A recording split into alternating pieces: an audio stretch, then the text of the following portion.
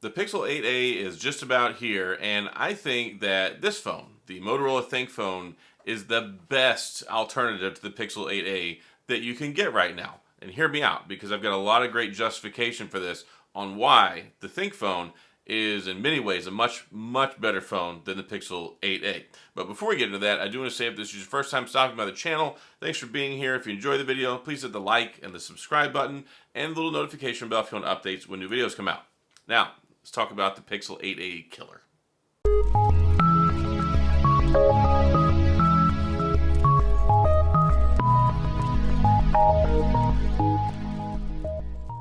So I've had a lot of time, made a lot of videos about this guy, the Pixel 8, which is a much better phone than the Pixel 8a already, but the price has gone back up. It's not $499 anymore. That's because the Pixel 8a is going to be $499, and this guy, the Motorola Thinkphone, is $399. Actually, you can get it for $398 on Amazon. If you're interested, I've got a link in the description. You can go pick one up. So, the Thinkphone. Also, one nice thing to talk about from the last video I made, it has Android 14 now. A lot of people were wondering, when's it coming? When's it coming? No longer have to wait. Android 14 is available. So you've got this nice unlocked phone. It's got some great hardware, and it's got the Snapdragon 8 Plus Generation 1, which is a fantastic chip. We had issues with the Snapdragon 8 Generation 1 when it came out with heat and thermals, battery life, but then they tweaked the chip a little bit, came out with the 8 Plus Generation 1, and it fixed so many of those problems. And the 8 Plus Generation 1, widely regarded as a fantastic chip. Tons of power, and I believe it even has better benchmarks and all that stuff than the Tensor 3, which you're going to get inside of the Pixel 8a. So right there off the bat, a lot of people are not crazy about the Google Tensor chip, and I get it. I think the Tensor 3 has been very good, and of course you're going to get 7 years of support with the Pixel 8a. So if long-term support is really important to you, the Pixel 8a, you're going to get 7 years for that $500 price point. When you take a look at the Motorola Thinkphone, you get 3 years of operating system updates, 4 years of security patches. Since we just got Android 14 recently, that's one out of the way. So you're going to get Android 15, Android 16, and then you're still going to get an extra year of security patches on top of that. I think 3 to 4 years of lifespan and security on your phone is perfectly fine because, one, not a lot of people keep their phone that long, or right about that time is a good time to upgrade, and two, you're still going to get a lot of great performance out of this. You can still play AAA titles. You can play all the great games that you want on here. And if that was not enough, you get this beautiful screen to do it with, which I think it's even got smaller bezels than the Pixel 8a, which I saw in person. I was not impressed. One, it has pretty wide bezels around it, but the other problem is it feels like cheap plastic garbage.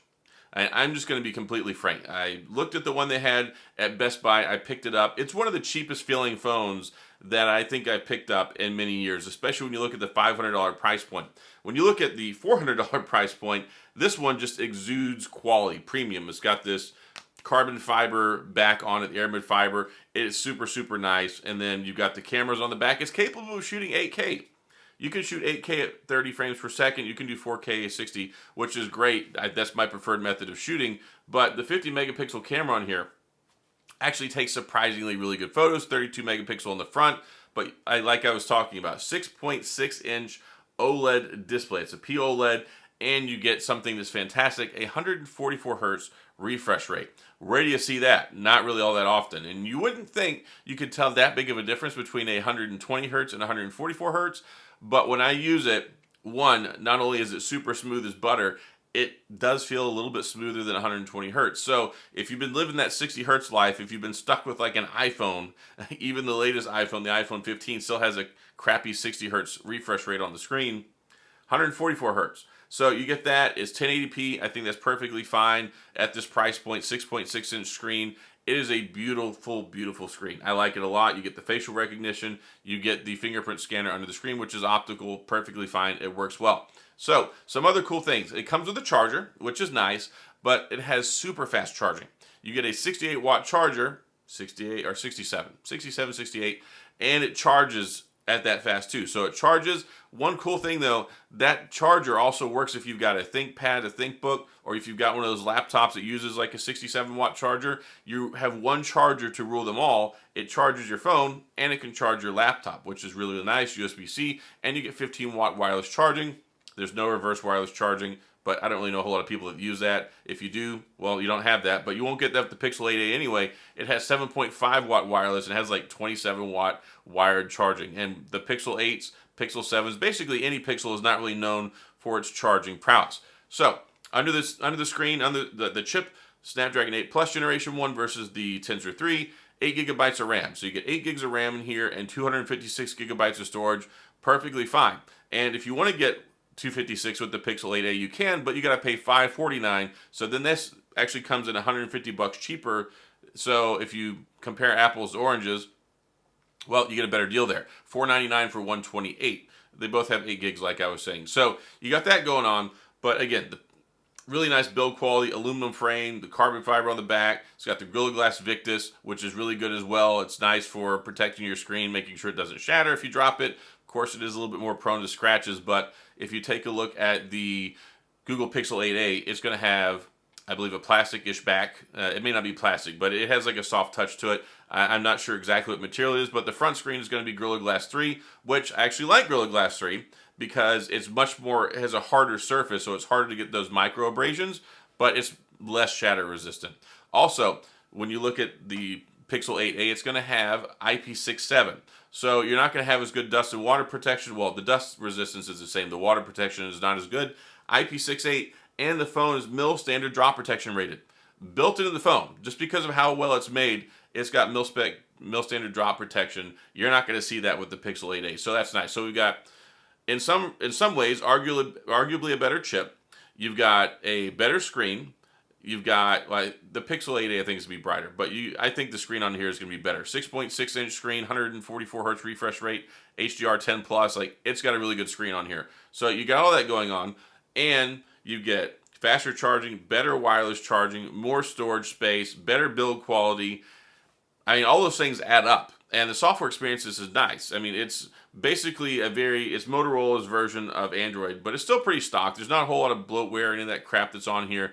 And you've got some of the nice benefits too, because you can connect it to your computer. It's got its own kind of desktop client software. It's not as good as Dex, but it actually is nice. And you can do some other cool things. There's extra security protections on here. You can go and turn on, turn off a lot of stuff for permissions and see what's accessing your information and your data on the back end. And you can even use it as a wireless camera. Like, you can use this as a camera for your computer. So some computers don't have a webcam. With the software, you can actually use this as a webcam for your computer. And it does it wirelessly, which is really nice too. So there's some really cool stuff here. Plus we got Android 14 now. I love the form factor. I love the build quality. The charger is great. It's got that 2-life purpose as well for use a laptop or charge this. And it even comes with a little plastic shell case. The plastic shell case is kind of crappy. Accessories are going to be a little on the limited side. There's not a whole lot, but the Pixel 8a won't have a ton either. I think it probably will still have more than this, but I love this phone. And you've also got the programmable button here too, which you can set it up for like a long press, double press, all that good stuff. And you can use it for certain things like setting up for a flashlight. Basically the same thing that Apple ripped off from what Android had done previously. And now you have that button with the iPhone. You have the button over here, the cool little red button, and keeping in line with the red dot on the Thinkphone, like the Think stuff. You know, like right here, if you look where it says Think, it always has the red dot and the Think. So there's a lot going on here. And you don't get 7 years of support, but you get 4 years, which we're down to 3 years of support for security patches, 2 for operating system updates. But still, I love this phone. This was probably just about the most surprising phone for me last year. I made a lot of videos about it. At $699, it was a little bit harder sell, but at $399, it's an absolute no-brainer. And like I said, you can play games on here. You can play AAA titles, 144 hertz refresh rate, beautiful screen. It's only like 186 grams, 88 grams. It's really, really light for a phone this big, and the speakers are pretty nice on here too. So I love this phone, and it's such a great value. I mean, if you take a look at this, and then you look at the Pixel 8a, you have quality, you have value, you have performance, you got the customizable button, you've got good cameras on here. I've been very surprised with them. They have a nice natural look to them. I posted pictures before and people are like, oh, it has really, really good cameras on there. That's a big surprise. And you get all the other benefits in here as well. Better IP68, better build quality. You get the extra software stuff on there. You don't have the AI. So there's no AI in here. So if you care about the AI stuff, that's going to be something that's very squarely in the Pixel realm. Also, the Google Pixel is very good computational photography. It's got the same camera that was in the Pixel 7a that did really, really well this last year. So if you want a phone that's going to have Google support, 7 years of support, good performance, and then you've got also you have the quarterly feature updates and all that good stuff, and then the computational photography for the camera. There are some benefits to the Pixel, but this is $100 cheaper, $150 if you look at it from going from 128 to 256, and there's just so many things to like about this phone. It's a sleeper phone. It hardly got covered last year. It hardly got talked about. There's very few people who've done any long-term updates or long-term reviewer support on it.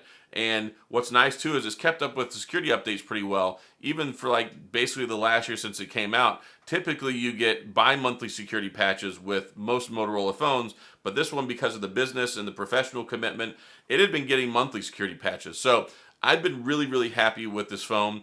And if I didn't have all these $1,700 phone, $1,500, $1,000 phones, if I just wanted to go buy a nice phone and carry it around, I would definitely use this. I personally would buy this over the Pixel 8a. I would even probably buy it over the Pixel 8. The Pixel 8's good, but if you don't care about AI stuff and you want better performance in most areas and all the extra bells and whistles, this is basically as flagship as you can get, but basically $600-700 cheaper than a lot of the competition, and offers you such a great performance, and it's a nice conversation piece. You don't even necessarily have to carry a case with this because you've got the carbon fiber back, which is nice. Throw a glass screen protector on here and Bob's your uncle. So there's a lot of stuff to really like about this phone, and when you contrast that with the $499 Pixel 8a, yeah, I think this is definitely a better buy for just about almost everyone, and I think it's the best alternative out there to the Pixel 8a you're going to find on the market right now. So solid phone, great things going for it. And then, yeah, the Pixel 8a will be here soon. You can pre-order it now if you want. It's going to come out during Google I/O on May the 14th. I think mine's going to be here May the 15th. If you want, I can do a straight-up comparison so you can see them side by side whenever it gets here. But I wanted to talk about this because if you're out there looking for a new phone right now, you want something that's good, you want something that's supported, you want something that has some cool features and nice things. Plus, it has the cool Motorola features where if you do the chopping motion, it turns on the flashlight. If you do the wrist twist motion, it pulls up the camera. There's some neat stuff that they do here, and who knows, maybe they'll get some AI features. Maybe they'll license them from Google. That's what Samsung did, and they rebranded them. That's what other companies are doing. It looks like Apple's even going to be getting that stuff. And of course, you can download it. I think you can get the Gemini app anyway. So there's some cool stuff with this phone. You probably never heard of it, and it's one of my favorite phones from last year. Like my second favorite phone from last year, and probably the most surprising one for me. So great alternative here if you want to get something that's got all the things we've talked about in this video, and so many of them are better than what you get with the Pixel 8a for $100 less. And when you're looking at that $400-500 price point, there's quite a bit of competition, but this one I think stands on top of a lot of those phones. So that's all I've got for this video. If you have any questions or comments, please go to the comment section. I'll do my best to get back with you. If you enjoyed the video, if you found this helpful, please hit the like and the subscribe button and the little notification bell if you want updates when new videos come out. And as always, thanks for being here. I appreciate you watching, and I'll see you guys next time.